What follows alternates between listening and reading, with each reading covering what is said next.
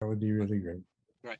So just to give some context, because you and I usually have a little check-in before we start recording, and often we talk about your health situation and all of that. And what you had said to me was that you were going in for a biopsy next week for what was it, a metastases? Yes, a metastasis in my sternum. Okay. And I work in psychosocial oncology, so I hear this type of thing often. But usually when people describe that they're going for this procedure or that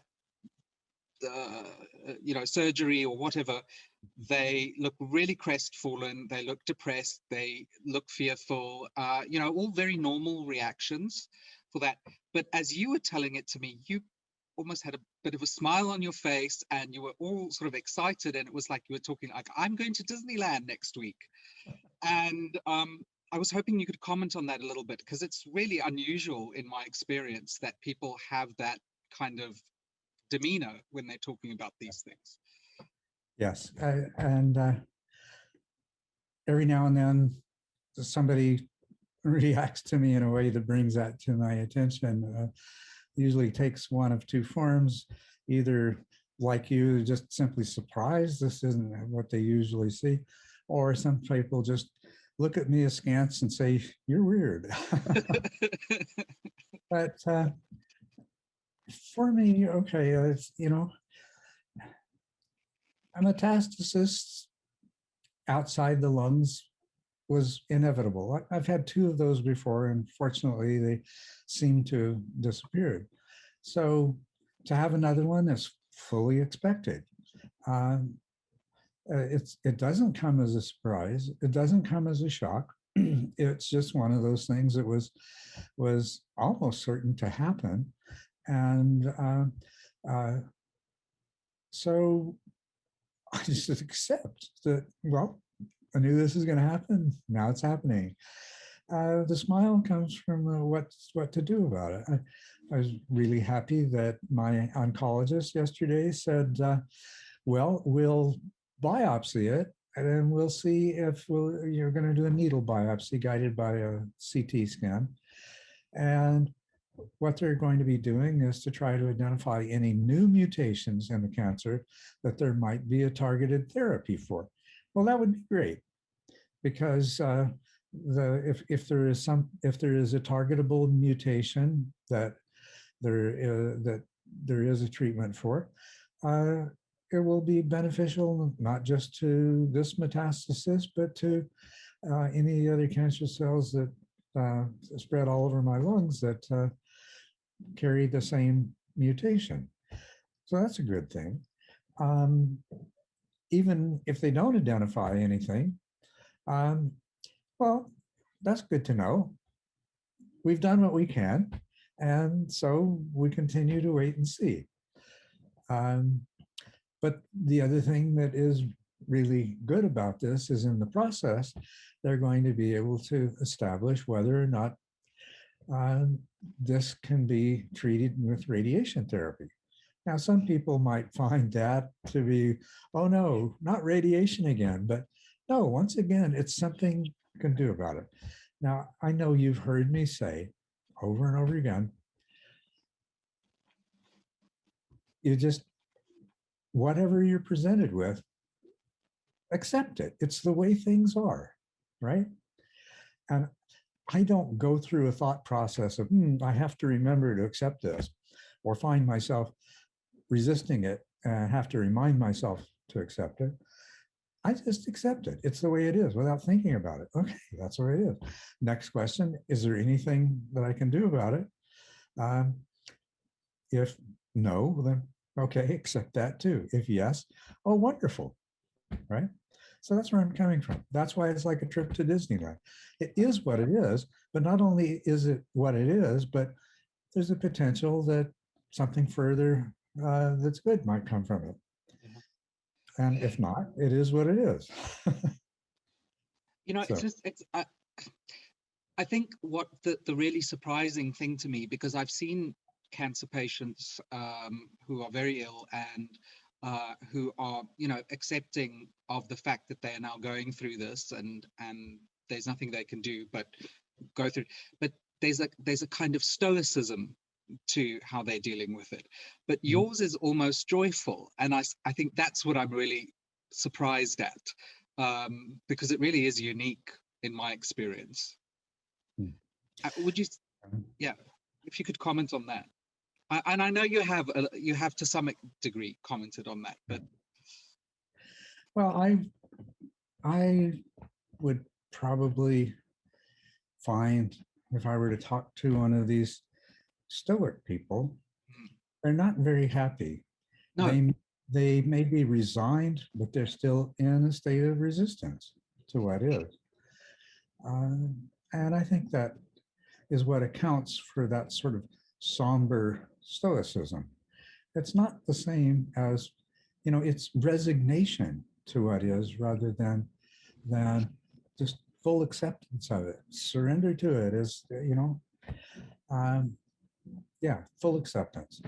And, I feel so much compassion for those people.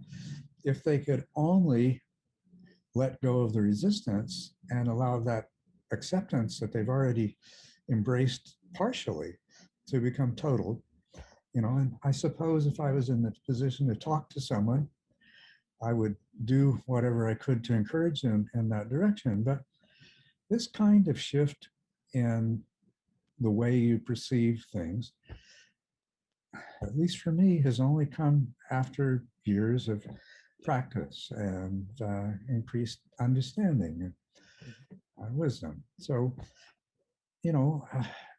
I always recognize, if I'm ever in such a conversation with somebody and trying to encourage them to see things differently, I'm also always aware that they might not be able to assimilate or act on my advice, right, but I do it in the hopes that they will. Okay. that you've planted a seed. Yeah, I planted a seed, and that maybe they do have some necessary prerequisites in their background that will allow that seed to sprout. Yeah. You. I just want to phrase this correctly. Yes, so you said, this has been an outcome of many years of practice and sort of these path shifts that you've been through and that sort of thing. And so I suppose this is the absolute best motivator, going right back to the way the Buddha started his practice, to start practicing right now and practice with great diligence while we have the health and the circumstances that can allow for that. Absolutely. Yeah. The one certainty, unless you die abruptly due to something else, is that you're going to experience sickness, aging, and death. So there is a choice. Either these can be these terrible things that are all that you have to look forward to, and these terrible things that you're going to have to endure as they go along, or they're just part of the whole adventure of life. Sickness is an adventure. Aging is an adventure. Death is an adventure. Oh, this is a special one because I only get to experience this one once. Now, I don't know. It's just, yes, it's all the more reason to practice. And it's all the more reason, if you understand these things, to try to help other people understand them and be able to apply them. Understanding them intellectually is not going to help very much. You could give a lecture on how to deal with traumatic situations in your life, and it would be full of all kinds of wise statements and things like that. But at the same time, you could give your lecture and walk out the door and be confronted with one of life's traumas, and none of that applies because it's only an intellectual idea. Like I say, I don't have to figure out how to respond to having a metastasis to my sternum. It's where I come from. I'm like, oh, got a metastasis in my sternum. Is there anything I can do about it? talk to the oncologist. He said, yeah, we can do this. Maybe this will turn out. It's like, that's great. I'm happy. And if he'd said, nothing we can do, just wait and see, it would have been, okay, that's great. I've established, I'm not failing to do something that I could have done. So I just accept things the way they are. This, like I said, it doesn't matter how well you understand it intellectually. That's only going to apply when you slip into that rational, logical, intellectual mode of analysis anyway. It's got to be the flavor of your perception of everything in your life, day to day, hour to hour, month to month. Yeah. And I think this is always where I've struggled with clients, is that you can say, like you said something fantastic when you did an interview with Guru Viking recently. I can find it here. You said, I can't remember what you were talking about specifically, but you said it is what it is, and there's no need to make more of it than what is. Dealing with what is enough. I had something to take care of, and I proceeded to take care of it to the best of my ability. In spite of the things that make it difficult to take care of it, I did not go into papancha. Right. So, on an intellectual level, that makes complete sense to me.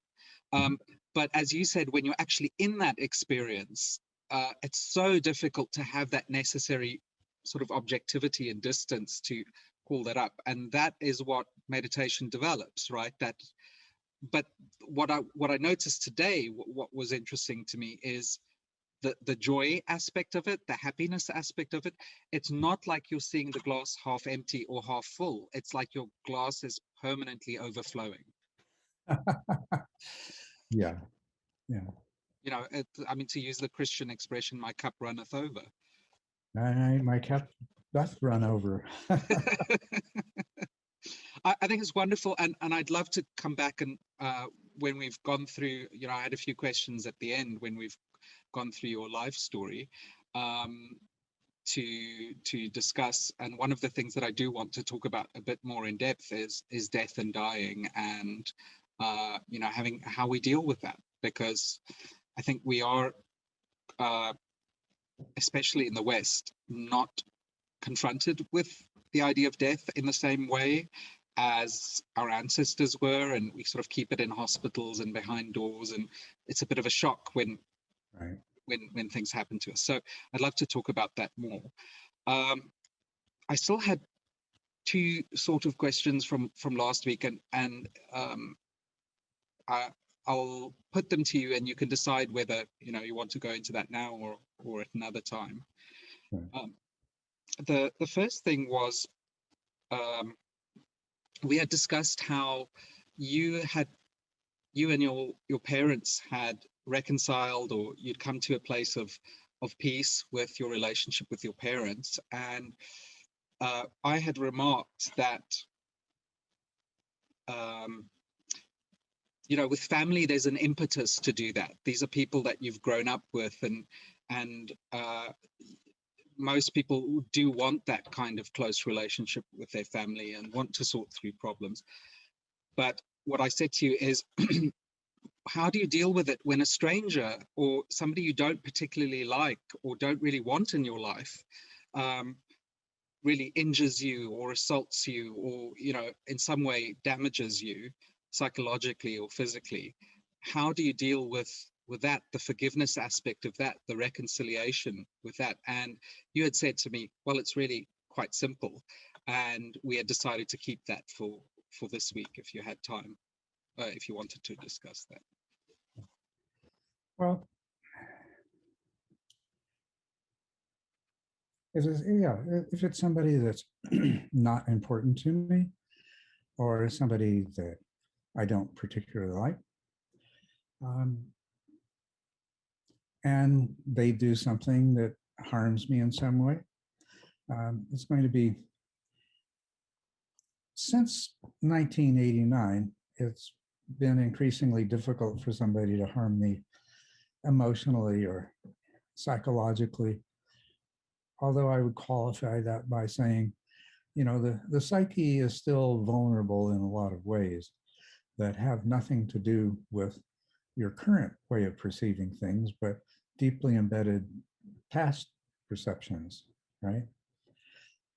Nevertheless, even that kind of damage, the emotional and psychological damage, is minimal and doesn't last that long.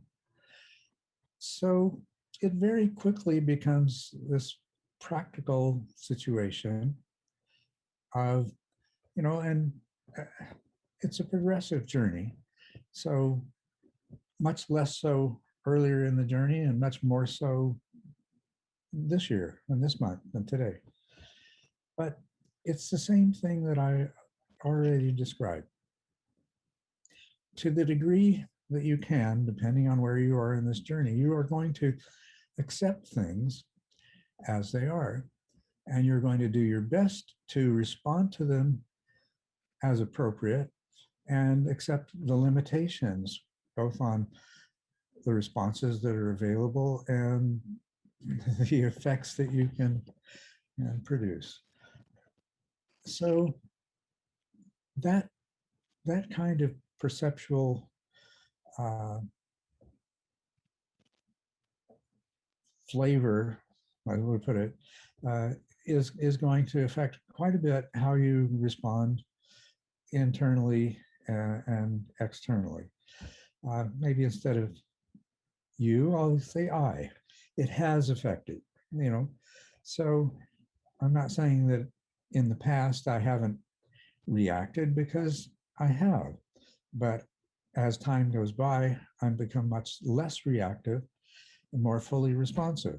And so if it's deciding the appropriateness of the kind of possible responses to the very best of my ability. So if there's somebody that's not very important, they can harm in terms of harm.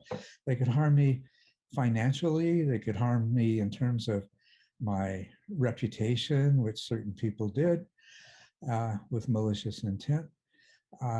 And you can harm me physically. You can impair my ability to do the things that are important to me to do, including those things that give my life meaning. So those are the kinds of harm that I'll never be free from. Okay, and people can create those harms, those kinds of harm. Now you were comparing this with my response to my parents, and reestablishing my relationship with them, and how I might respond to somebody who is a relative stranger, or even if not a relative stranger, not particularly important to me in terms of my ongoing life and my goals and what gives my life meaning and purpose. So that's not insulting or demeaning to them. It's when I say not important, it's just I should say not as relevant to my life or somebody that I might not like. Well, my not liking them might be just sort of a feeling of, gee, they are creating lots of problems for themselves and others, and they don't seem to have any capacity to understand that, nor any particular desire to change that. So therefore, it's not that I judge them and don't like them. It's that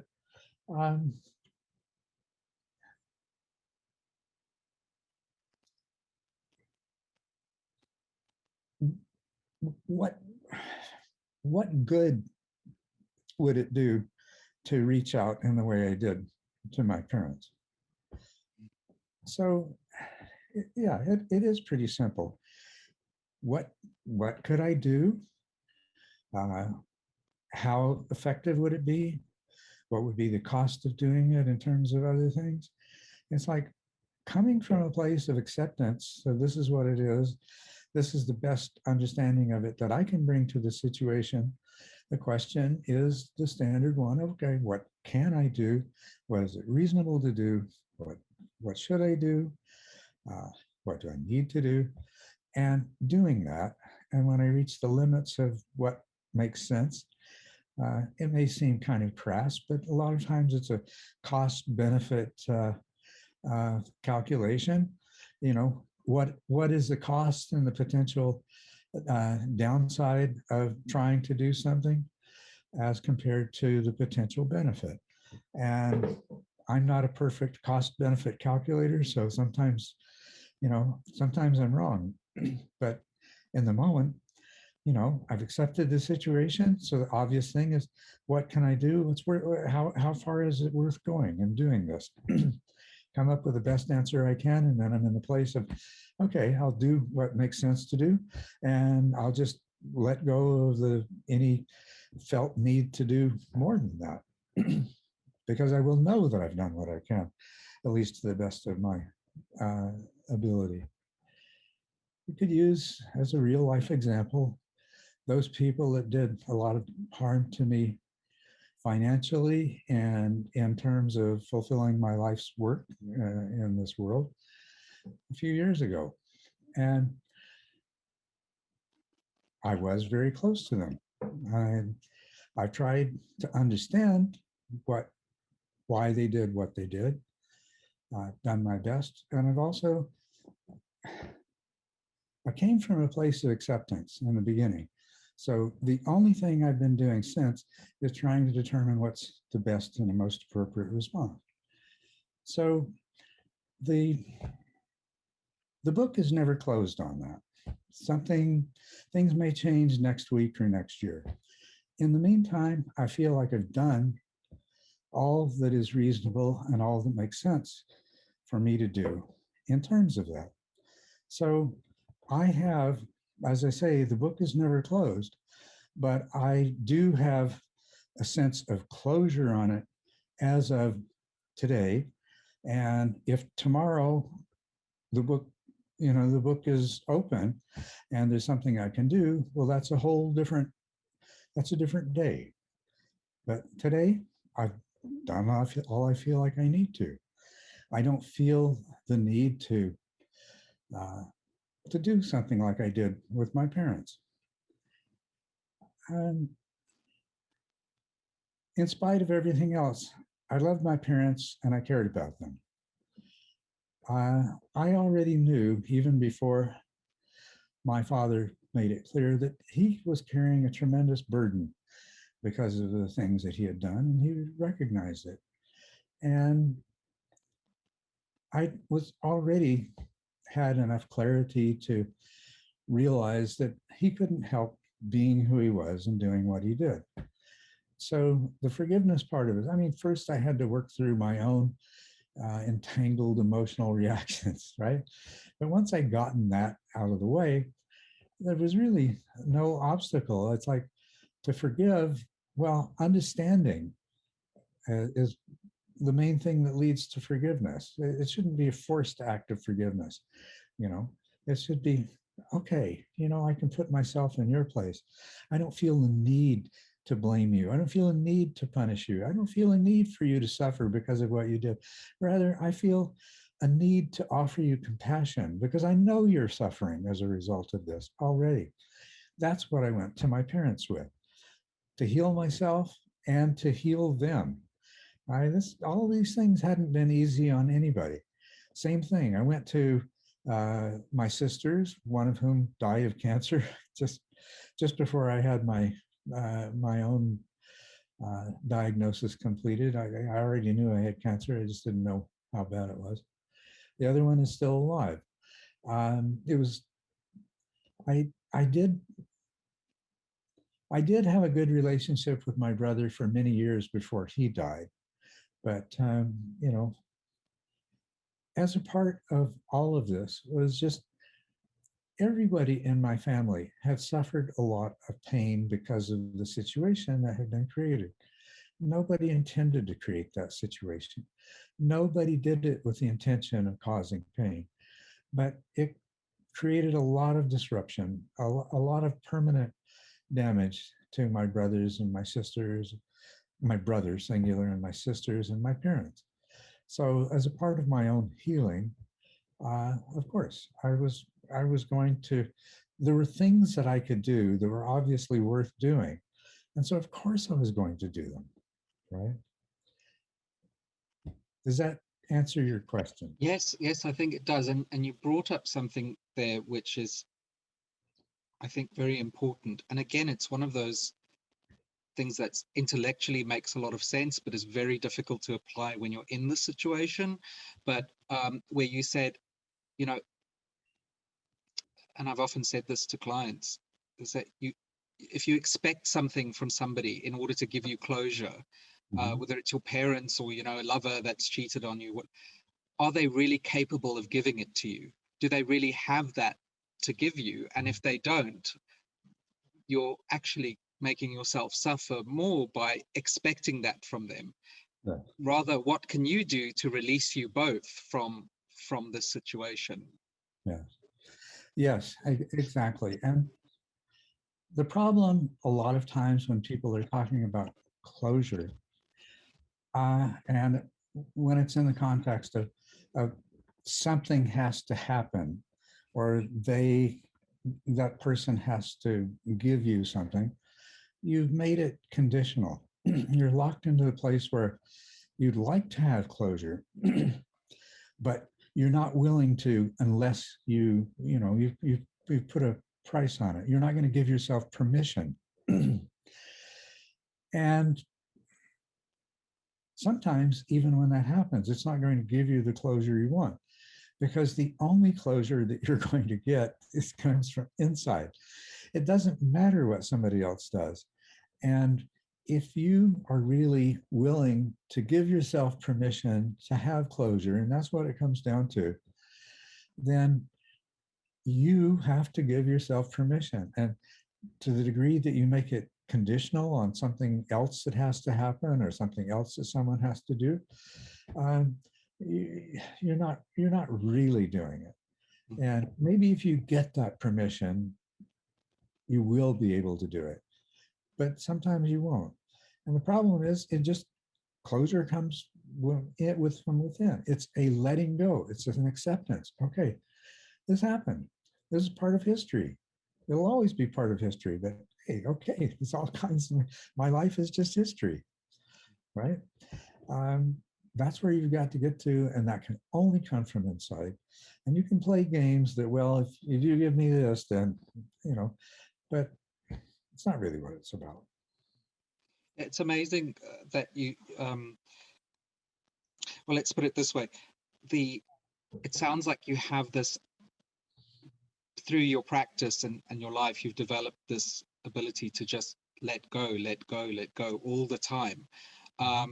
It's like water flowing. It never clings to anything. It just lets go and flows around. It doesn't, when it encounters a rock, it doesn't just stop and say, well, the rock has to move. It flows around it. Yeah. So it sounds like this is what one of my friends said to me, is he said, the path is all about letting go. That's all this is really about. It is about losing. It is not about not losing, but releasing. It's not about gaining anything. That's right. It's all about letting go to the point where you stop grasping in the first place. So, the letting go may be just a momentary one, but also there's a point where increasingly there's nothing to let go of because you never held on to anything anyway. Right. And that's the sort of the deeper aspects of it, where we're talking about emptiness and all of that. Yeah. Right. Fantastic. I think that's a really helpful discussion we've just had, because a lot of people have this idea of forgiveness and being okay with the world. It's got to come from outside, rather than that okayness has to come from inside. And that's why I was so surprised when we were talking about your biopsy and all of that, that there was something inside you that was dealing with the situation, rather than the situation having to change so that you felt better. Well, I will be happy if the situation changes in certain ways. Yes, of course. Of course. Right. but you won't be unhappy if it doesn't. No, it'll just be what it is. Yeah, I think it's so marvelous to be able to talk to you about this, to actually see what the effects of a practice can do to dealing with really what it does, what it says on the tin, right? Will relieve you of suffering. Yeah. Right. Yeah. It doesn't mean I don't have to become some non-emotional, inhuman automaton in order to be freed from suffering. Yeah. I just got to stop creating suffering for myself. Yeah. Yeah. And I think you said it very well. That is probably one of the limits of Stoicism, and all the Stoics that I've met, people who follow, Marcus Aurelius and all of that, is that they just seem, I don't want to insult anyone here, but they seem like they're just sort of stone-faced and somber, as you put it, and that also doesn't seem like a very attractive way to get through life. No. It might be better than constantly falling apart when everything happens, but you get right down to it, it's not all that good in itself. Yeah. So so flowing out from that, the second question I wanted to ask you, though, in terms of things we can do to reduce our suffering, to help our practice, is something that you've talked about multiple times through our discussions, which is, leading a simple life, and we are not talking about being a renunciant, because we're specifically talking to lay people here. Perhaps you could give us some guidelines on the benefits and what to, why the benefits of a simple life, and how to achieve that, and what's realistic, in this complicated world that we live in, where we're increasingly being drawn into the world, and life is just more and more complicated. And you were out in Arizona living in a yurt with Nancy and your child. Okay, I think that's a very useful topic of conversation. First, we need to maybe have a look at what constitutes a simple life and what is its opposite. Now, in one scenario, we might be advising somebody to simplify their life or even leave their complicated life, because by either forcing themselves to simplify their life or by just walking away from it, this will give them an opportunity to begin understanding what was making their life so complicated anyway. I mean, it does so by, they've now got the comparison of simplicity to the kind of complexity that there was, but most especially, they're not so embroiled in that complexity. And this frees them up to examining these things and examining how they feel. And, how valuable to me is this simplicity by comparison to the complexity that I had before? It's sort of on an instance by instance basis. So this is the value in making that kind of step. But the most important thing that someone's going to learn in that process is how and why their lives were complicated, and what was the value of that complication as compared to being freed from it. Well, I don't think it takes a huge jump in logic to recognize that most of the complications in our life are coming from our desires and our aversions and our attachments. Is that not obvious? So what we're asking someone to do,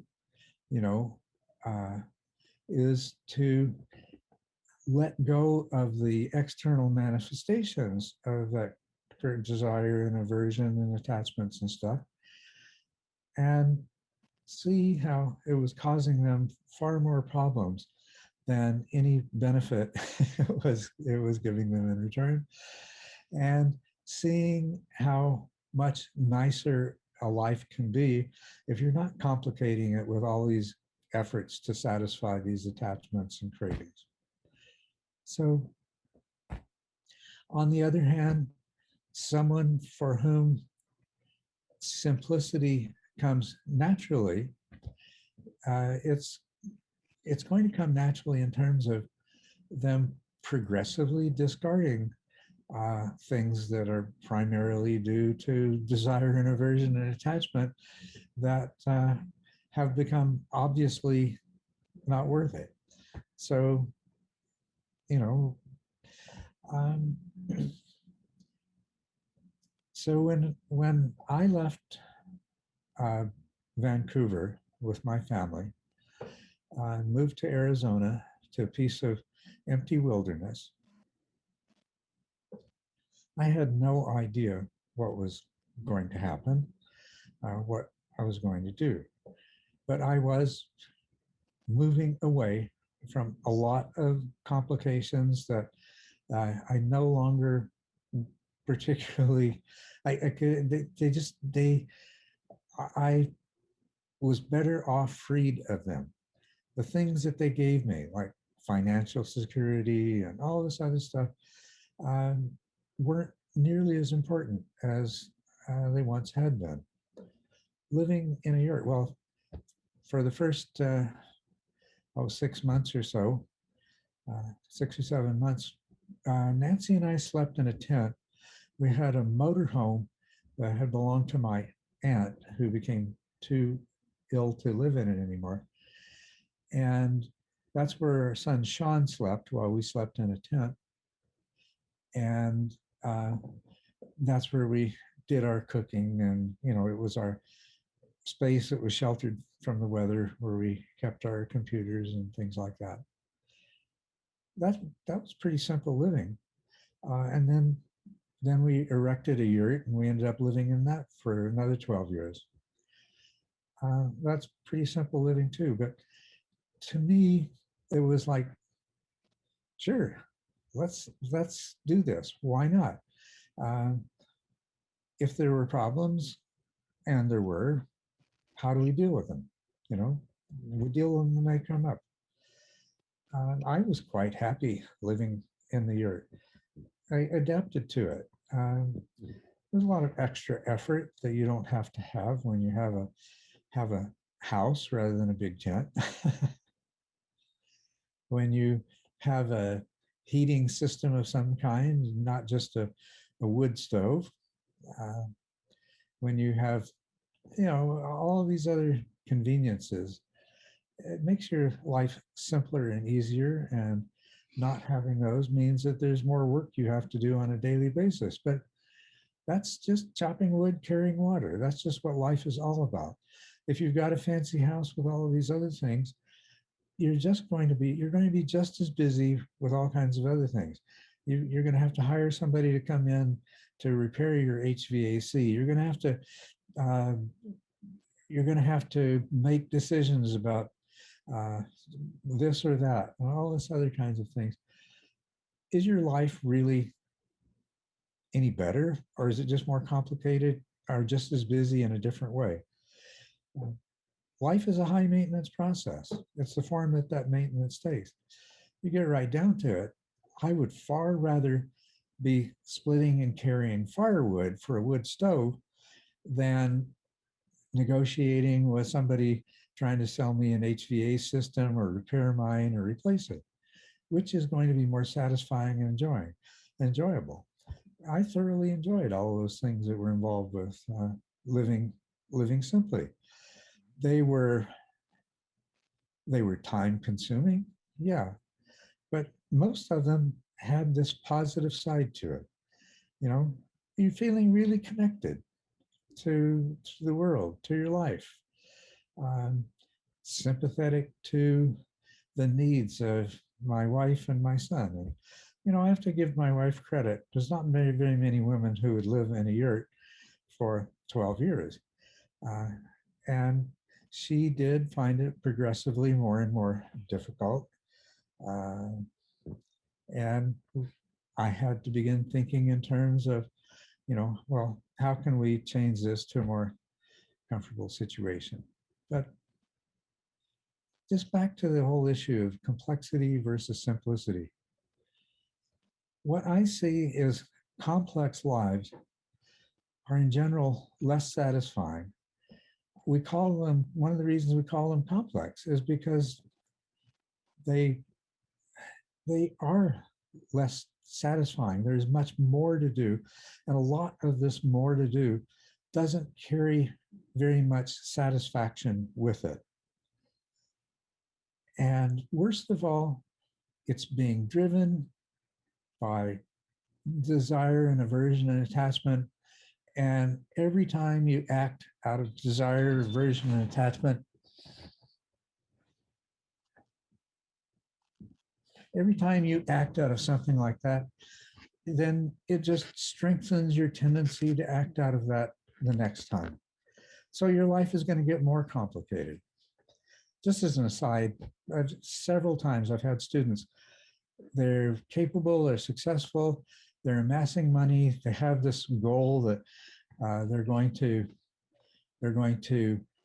once they have enough, they're going to retire and live a simple life, and they're going to spend the rest of their life practicing the Dharma and become awakened and all this sort of stuff. And watching them just keep amassing more and more. Well, it's not quite enough yet. It's never quite enough.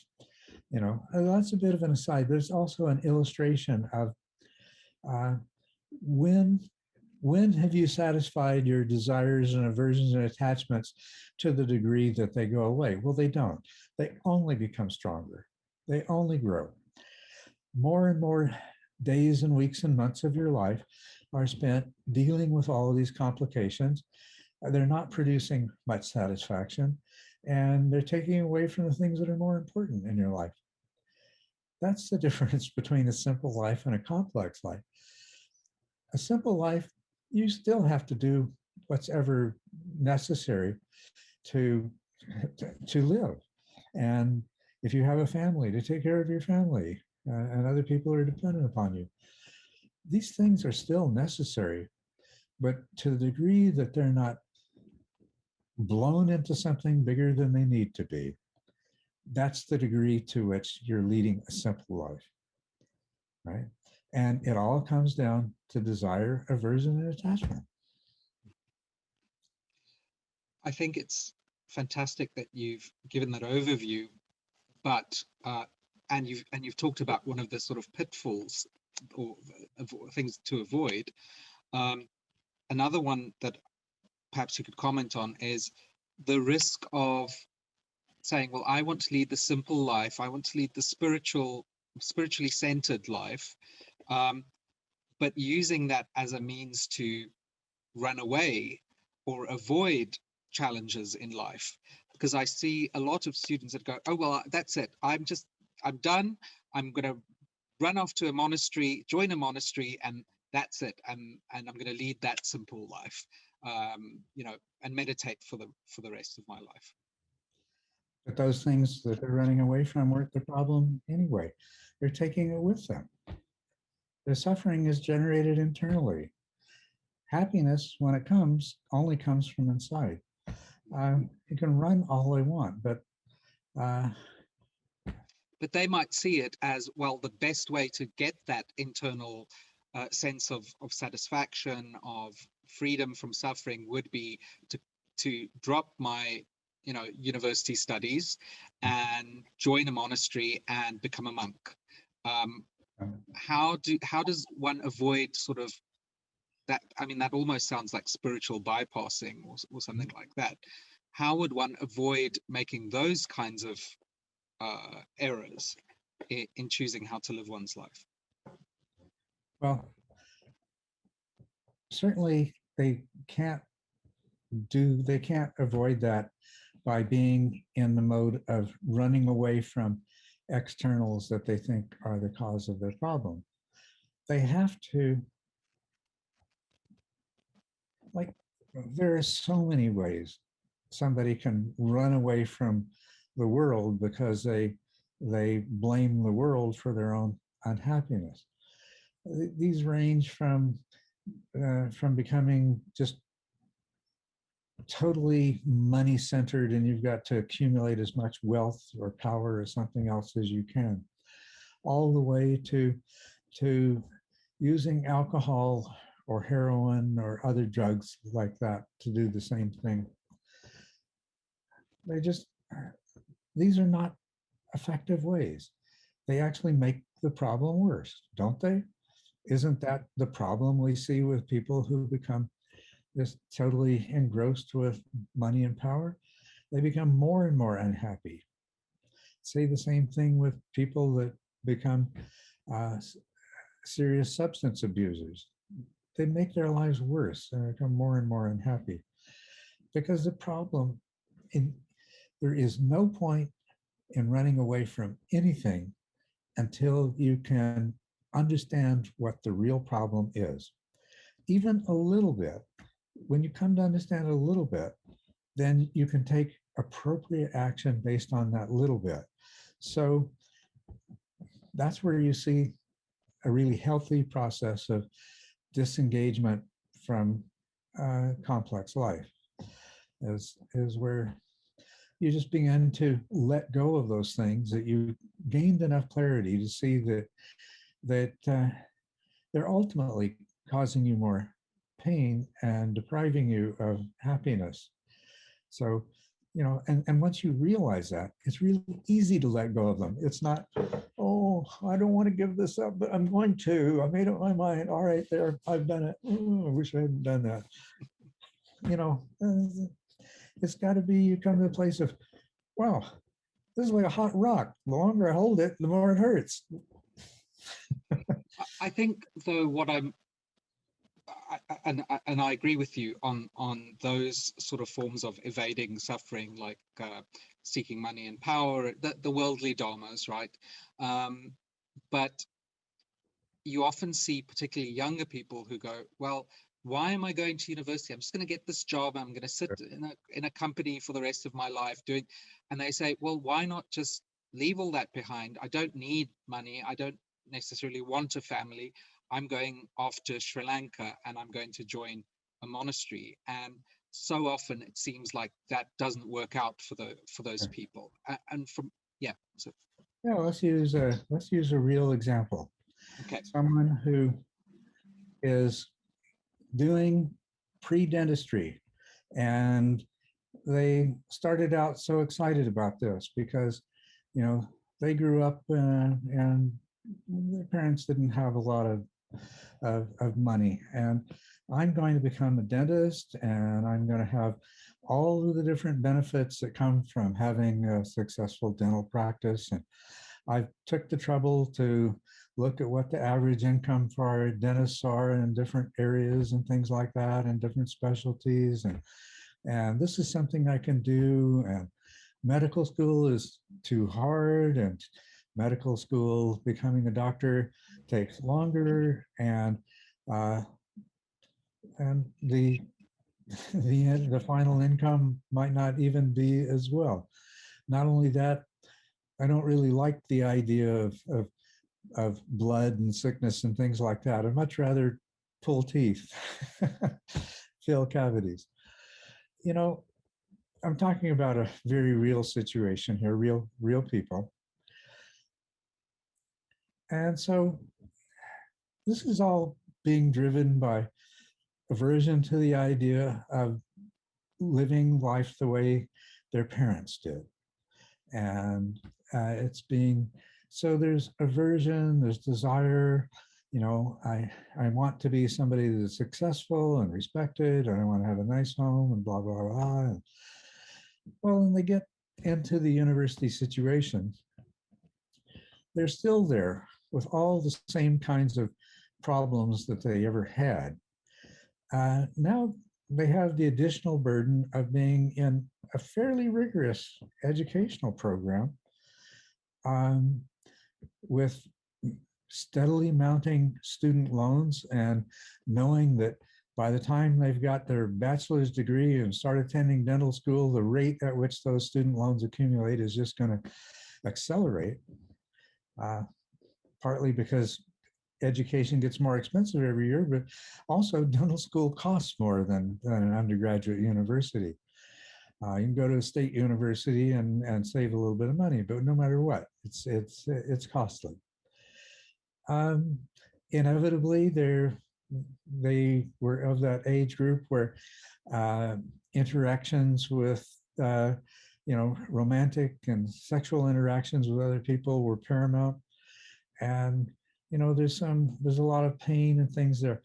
Their life, you can see how complicated it's become, and then comes the temptation to, I'm just going to give all of this up and I'm going to pursue the simple life. And in this case, nobody was this person that I'm thinking of was not in a position to go to a monastery in Thailand or something like that. So they tried to do what was an equivalent. And what they ended up is, no matter where you go, there you are, right?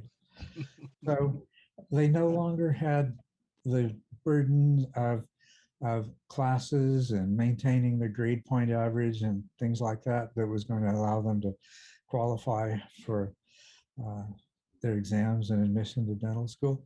That burden was gone, but they had different burdens. And those burdens were never the problem. It was that they were human beings in the world. And even if they withdraw from the world, they're still human beings in a smaller world. And that was always the problem, is who they were.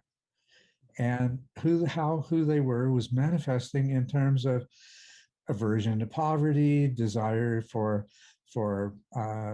respect and high income, plus all of the other desires and aversions. You withdraw from life in the world, you don't cease to have hormones, you don't cease to have biological needs for some kind of bonding. Those don't go away, they just take a different form. So basically, no matter what situation you're in, there's probably a large part of the reasons you're in that situation are exactly what's going to make them unsatisfying and create the desire to escape. And that's what this is all about, the desire to escape from being who you are instead of changing who you are. And you cannot escape from being who you are. And here, this is universal. All human beings are doomed to create enormous suffering that they don't have to, by virtue of being who they are, human beings. This is what we do. Look around you. Some do it more than others, but everybody does it. And so you can't get away from that by running away from the external, because the problem is always inside. This is basically what the Buddha was saying. It says teaching. The giving up the worldly life was only a way to begin to understand more clearly what was involved. Later on in his teaching career, more and more of his students, including his successful students, were lay people. They were not renunciates, wanderers. Not only that, more and more of his renunciates were spending most of their year living in various places that had been built by wealthy people for the use of the Buddha and his followers. So, I mean, withdrawal from the world at best is only an opportunity to understand what the problem was in the first place. But the real goal is to understand what the problem is in the first place. And that is the second noble truth. It is craving that leads us to create all of the suffering for ourselves. and then in turn to impose all kinds of suffering on everyone around us. And everybody is doing this. And there's the way out of this is through practice, through coming to understand what's happening. You understand the first and second noble truth, well, you're right on the way to the third noble truth. You know what the problem is. You can begin to work on resolving the problem, and the suffering that you've been creating for yourself that really didn't need to be there at all goes away. That's wonderful. Yes. I was just reading Mindful Review again last night, and you said wholesome actions or wholesome thoughts or whatever are just about not creating needless suffering. But by virtue of just being alive in this world, we are creating suffering. There's no way that we cannot create it and can completely avoid it. It's all about minimizing that. Mm-hmm. But it's not taking it to that extreme where I think the Jain sects, where they put on a mask and they don't even want to kill a microbe. That you can't do the good that you want to do in the world if you're living your life that way either. Yeah, so it's balancing those things. Yeah, it's wonderful. So I think we've got about 20 minutes to go, I think, because you've got another appointment at 1:30, don't you? Yeah. Yeah. And I have to travel to it, so you've got to travel to it, right? So perhaps we can go back to the Arizona stronghold. And you're living in the yurt with Nancy and your son for several years, and pick up the story there, because you said you had been considering all these ideas on what to do with the land, and you were kicking around ideas and trying to figure things out, and you had this partnership with some people from Vancouver that you knew from Vancouver. Perhaps pick up the story there. I'm not sure what you're referring to as. Oh, yes, we bought the land. You bought the land together. Yeah, that's what I mean. With another couple, yes. And yeah, we sold the things that we felt like were impractical to move, which was probably most of what we had, and loaded up a big container with everything else in our vehicles. And of course, weird thing I did moving to Arizona was to bring my canoes, including the cedar strip canoe that I had made myself. Yeah, I got involved in fine woodworking with the person who introduced me to whitewater canoeing, and we built 3 cedar strip canoes. So we took off for Arizona in this caravan of vehicles. My son was driving a sedan, and I was driving. We had 2 Land Cruisers, and so Nancy and I were driving Land Cruisers with canoes on top, stuff. We were sleeping in the back of them, so but we were carrying as much stuff with us as we could. And the other part of the caravan was Ron, and I believe Michelle was with him as well. And they were pulling a trailer with, we stopped off in Oregon on the way down to Arizona to pick up the yurt, part of a kit. And of course, anyway, so there we were, jumping off a cliff, going into an unknown future. Got rid of most of what we had, and taking the rest with us. Yeah. Got down there, it was, like I say, it was a piece of empty wilderness. 4 acres of it had a 10-foot fence around it, had been used for a peach orchard back in the 40s, and had the reputation of producing some of the finest peaches in southern Arizona. But all of those were gone. There were only a few apple trees still alive from that.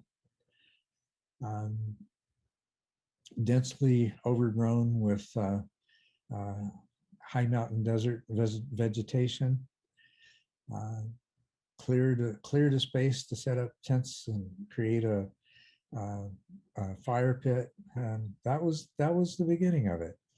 Of course, the first thing to do was find storage lockers to put all the stuff we brought with us in, as we began to create a place to live in this just exquisitely beautiful environment. The mountains towering around us on every side, brilliant, clear skies at night.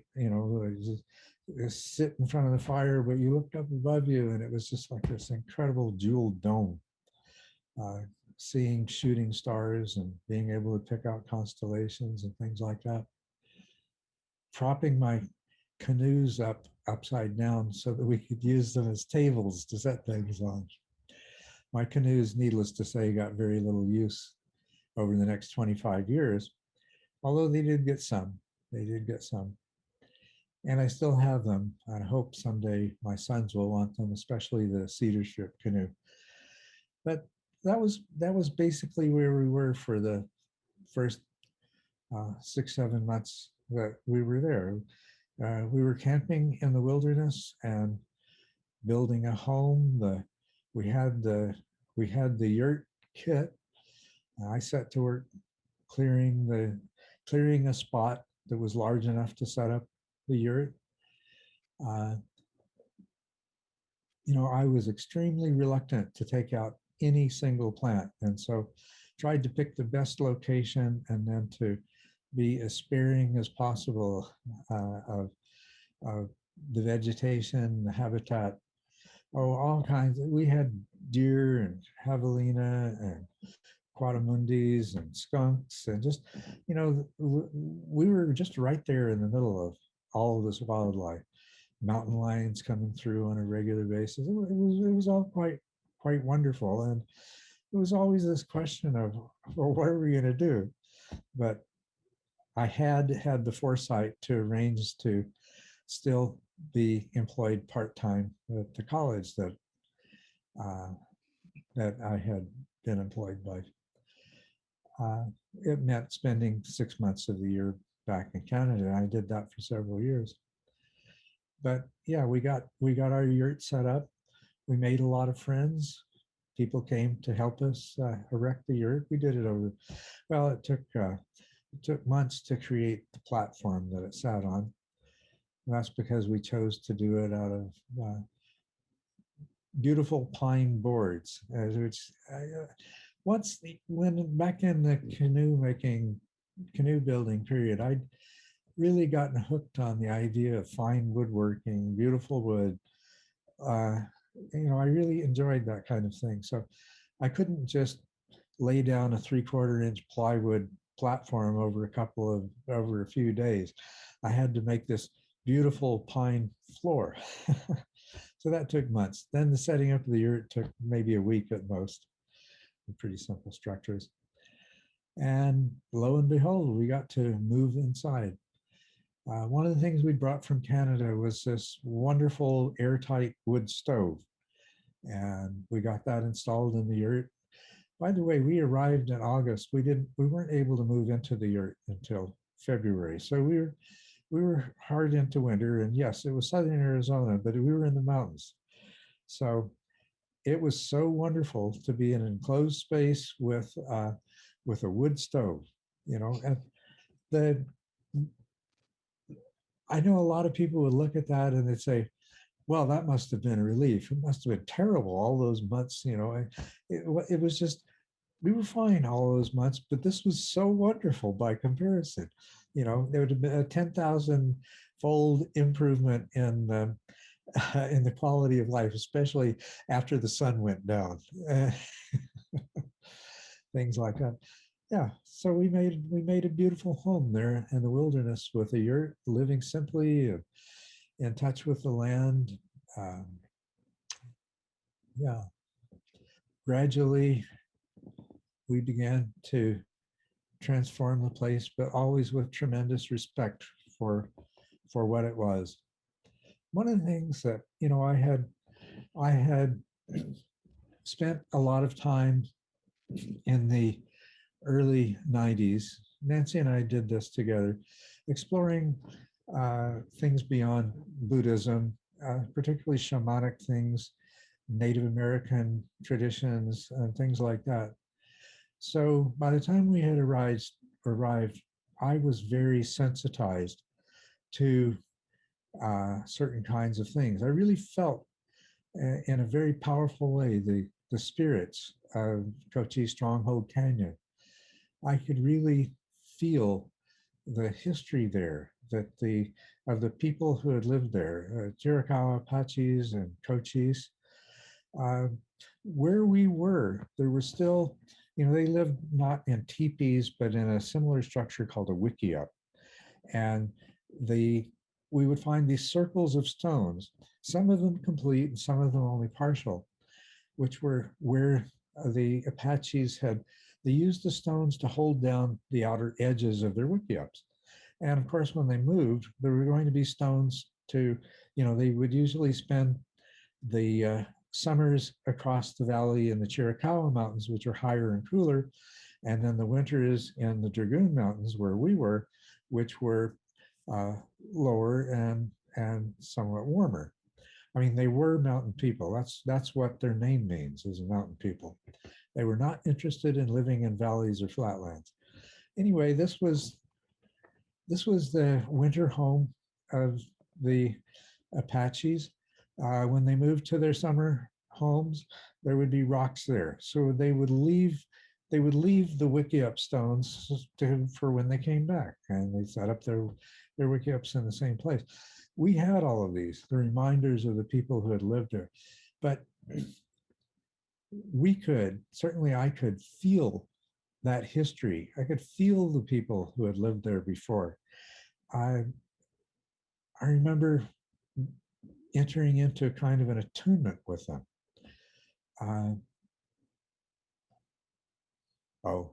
Funny things that when we were there at first, before we got the yurt set up, of necessity, we often had to rig tarps for a shelter from the sun and for able to take shelter and do the kinds of work that needed to be done to create a habitable space in the middle of this wilderness. And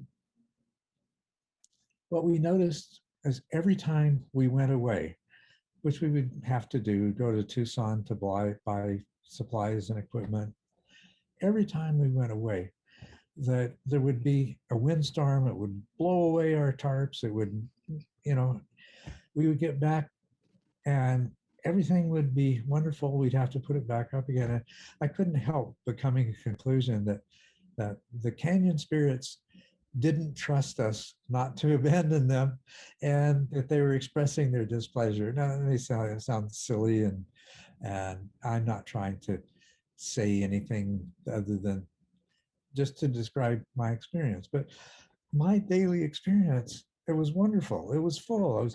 I was in a place that I loved and I'd known since I was a child.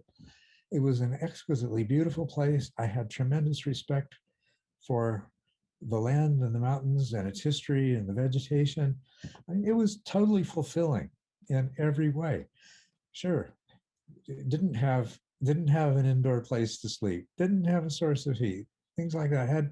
Had to build, had spent every day surviving and building a place to make life easier. But it was a total joy. It was enormously satisfying, and got to the place where I knew, I go into Tucson to get some supplies. When we come back, everything's going to be blown around every which way. The canoes blown over on the sides, and whatever we'd left sitting on them scattered to the winds. And it was just sort of, okay, please don't do it this time. We're going to come back, and and then after a while, that did stop happening. Yeah, weird coincidence. I don't know, but it sure was. It sure was a pattern that matched the way I felt what was happening at the time. Yeah, well, got to know some wonderful people. and a couple. He was a Chiricahua Apache. She was uh, uh, what was she? She was Yaqui. She was Yaqui, and their wonderful children. The only other person living in the canyon, or that part of the canyon at that time, was a person that's my friend till today, and I spent time with him and his daughter just this last weekend. Mountain Man. He lived in a cave for a couple of years before he moved into a very simple accommodation just right next to us. Randy the Mountain Man, and he had this 2-year-old daughter that he was raising on his own. So many wonderful people that I met, and yeah, I became involved in the community. There was a little village. It was about 15-minute drive away. That about 10 miles. Took about 15, 20 minutes to get there. Well, the way I drove, it often took only 10 or 15. But anyway, and they had an annual festival called Cochise Days. I ended up being the president of Cochise Days, and that was wonderful. It's a very rural community. Everyone was misfits. I had always been a misfit, so I fit right in.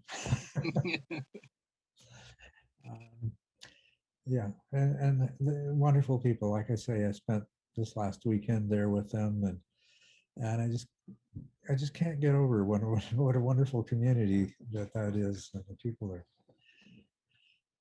Well, took us several years to get to a livable kind of situation. We did, after about 3 years after we got there, we were in a position where we decided to build we were very much into everything being sustainable, everything being,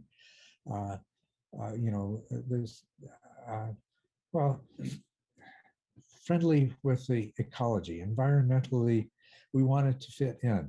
As I say, I love the place. I love the wildlife. I didn't want to disrupt the wildlife. I love the vegetation. I didn't want to disrupt the ecosystem of where we lived. So I kind of lost the track of where I was going when I got off on that digression. But I'm enjoying these wonderful memories right now, so I tend to get lost along the way. Oh yeah, after about 3 years of this, we decided to build a sustainable straw bale home. And we commenced to work on that. It took us a couple of years to do that. We did it pretty much on our own, but of course we had we had a number of different people, neighbors, things like that. When we reached certain stages in the process, like when we were ready to put up the straw bale walls, had everything in place, well, we had a dozen people from the local community came and helped us with that, right? Turned it into kind of a party, beer and pizza afterwards, that sort of thing. House painting party in the wilderness. In the wilderness, that's right. Now, the idea, we had designed this straw bale house to be our home, that, that we wouldn't, excuse me. Yeah, we had designed the straw bale house to be our home. We didn't intend to live in a yurt forever, but by this point, traveling back and forth to Canada was not viable anymore. And we had to confront how we were going to make a living here in this beautiful wilderness location. I probably didn't mention it. One of the first things that we did, probably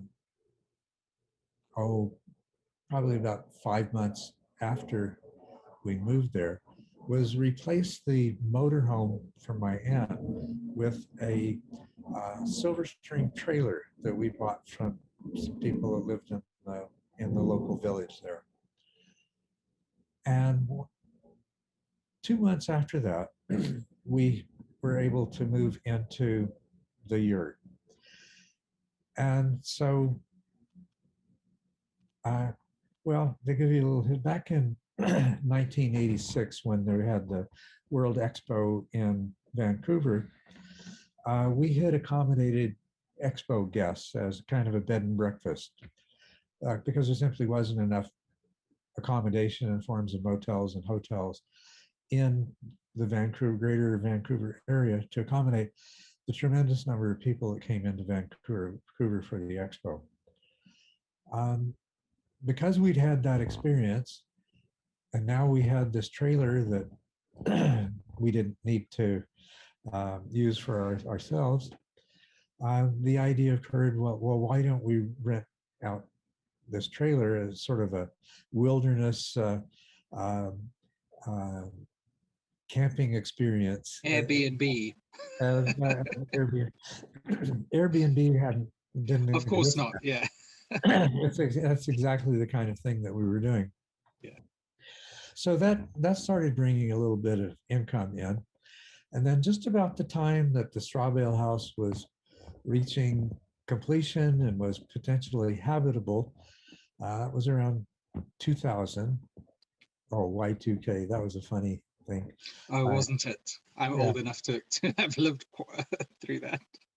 Anyway, and everybody thought that we'd left Vancouver and everything because we were preppers looking to escape the Y2K. Anyway, it was the year 2000. I just couldn't sustain the travel back and forth.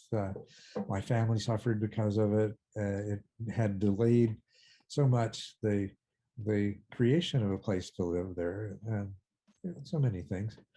And it sounds like you just wanted to stay there all the time if you could. That's right. That's exactly right. So, and this coincided with the Straw Bale House becoming habitable. Just as another aside, I had set up an outdoor workshop covered with tarps, where I had all kinds of expensive, fine woodworking equipment, and so I built some of the furniture that we furnished the Straw Bale House with. I built a Murphy bed and things like that. Oh wow!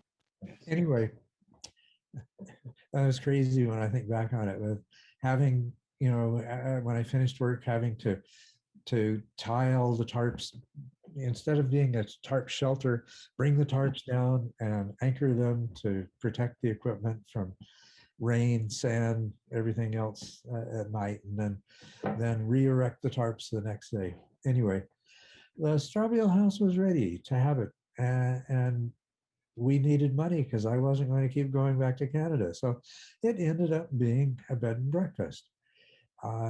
And so we rented the bed and breakfast out. You mean the Straw Bale House you rented out? The Straw Bale House. Instead of moving into it, we stayed in the yurt. You stayed in it. And the Straw Bale House became bed and breakfast accommodations. That was the origins of the Kochi Stronghold Nature Retreat. As our people could come, they could have this beautiful experience, wilderness nature experience. There were lots of people offering things like horseback riding, fabulous hiking trails from their door in the Dragoon Mountains, one of the top climbing areas in the United States. And so we were a wilderness retreat, an opportunity to come and stay in a very comfortable and beautiful place, and be able to engage in all kinds of wilderness activities, plus being able to go and visit historic towns like Tombstone, Bisbee, so on and so forth, visit the Chiricahuas across the valley, the Wonderland of Rocks. There were just so many things, yeah. And so it became very successful, and that became the mainstay of our existence. As I say, we stayed in the yurt for 12 years. You still stayed in the yurt. So, Culadasa, I just want to be mindful of the time. I know you've got a health appointment in half an hour. So Are you okay with us leaving it there for now and carrying on? I think that's a good place to leave it. Yes, and thank you for sharing all these beautiful memories and things. You know, I've grown up in big cities my whole life, and it's the life you're talking about is even hard to imagine, but it does sound quite idyllic. But I'm glad you brought in how much work it was as well. I mean, just getting water and supplies and yeah. But I can see that it was a really enjoyable period of your life. Yes, it was. Wonderful. Okay, so we'll continue next week then. Next week, thank you very much, Culadasa. Just stop the recording there.